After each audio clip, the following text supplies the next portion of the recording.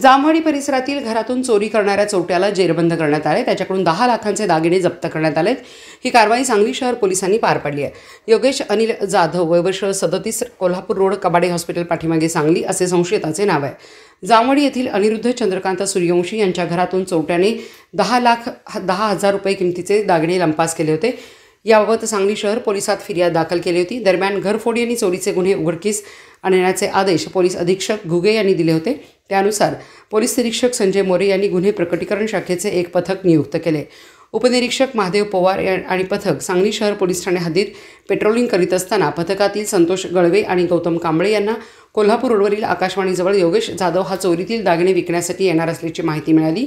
पथकाने सापळा लावून त्याला पळून जाण्याची संधी न देता ताब्यात घेतले। त्याच्याकडून 10 लाख रुपये किमतीचे 20 तोळे सोने पंचासमक्ष जप्त करण्यात आले। सांगली शहर पोलिसांनी केलेल्या या कारवाईबद्दल पोलीस अधीक्षक संदीप घुगे यांनी पोलिसांच्या कामगिरीचे कौतुक केले।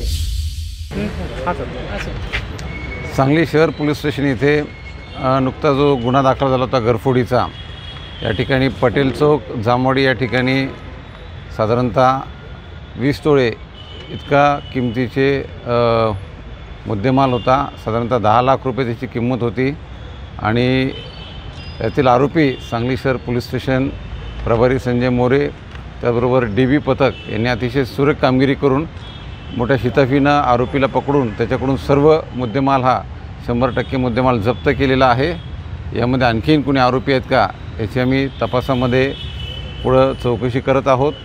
याच्यात आरोपी निष्पन्न झाले तर त्यांच्याकडून आणखीन मुद्देमालही असल्याबाबत आम्ही खात्री करू आणि त्याचबरोबर या आरोपींनी इतर काही ठिकाणी अशा पद्धतीनं चोऱ्या केलेल्या आहेत का हेही तपासामध्ये समोर निष्पन्न होईल।